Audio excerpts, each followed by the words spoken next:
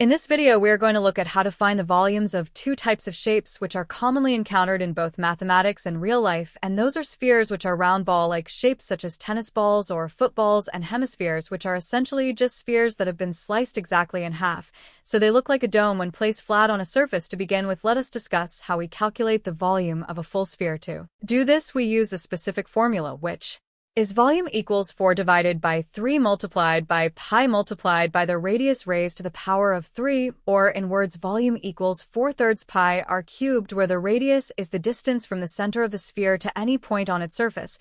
So for example, if we have a sphere with a radius of 5 centimeters, then its volume would be 4 divided by 3 multiplied by pi multiplied by 5 cubed. Now 5 cubed means 5 multiplied by 5 multiplied by 5, which is 125, and when we work through this full calculation, we end up with a volume of approximately 524 cubic centimeters, which tells us the total space the sphere occupies. Now, when it comes to a hemisphere, the approach is only slightly different. Because a hemisphere is exactly half of a sphere, the volume will also be half. So one way to calculate the volume of a hemisphere is to first work out the volume of the full sphere using the same method we just used, and then divide that answer by 2. So continuing our example, with a radius of 5 centimeters, we would again calculate 4 divided by 3 multiplied by pi multiplied by 5 cubed to get 524 cubic centimeters, and then take that number and divide it by 2, which gives us a volume of 262 cubic centimeters for the hemisphere.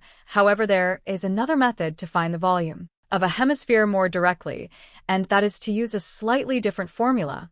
Specifically, volume equals 2 divided by 3 multiplied by pi multiplied by the radius cubed. So in words, we say volume equals 2/3 pi r cubed, and you might notice that this formula is nearly identical to the one for the full sphere, except instead of 4 we use 2, which reflects the fact that a hemisphere is half of a full sphere. When we apply this second method to our example, with a radius of 5 centimeters, we do 2 divided by 3 multiplied by pi multiplied by 5 cubed, and again, this gives us approximately 262 cubic centimeters, which is exactly the same as the answer we got before using the first method. So the key takeaway here is that it does not matter whether you choose to use the full sphere formula and then divide the result by 2, or if you use the hemisphere formula directly, both methods will lead to the same correct answer.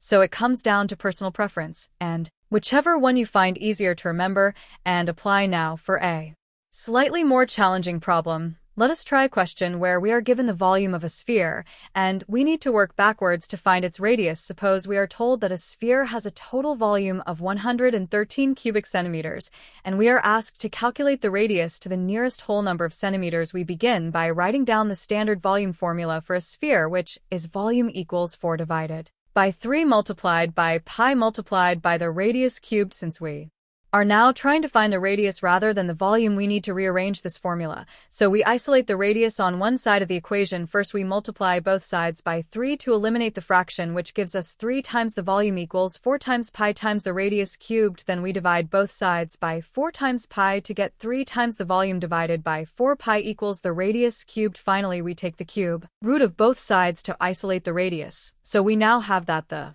radius equals the cube root of 3 times the volume divided by 4 pi. We now plug in the volume, which is 113, and calculate the cube root of 3 times 113 divided by 4 times pi. When this is entered into a calculator, it gives a result of approximately 3. So the radius of the sphere is 3 centimeters, and that completes the problem. Anyway, that is all for this video, and if you found it helpful, please consider giving it a like and subscribing to our channel for more clear and concise explanations on a range of topics in mathematics and beyond. We look forward to seeing you again next time.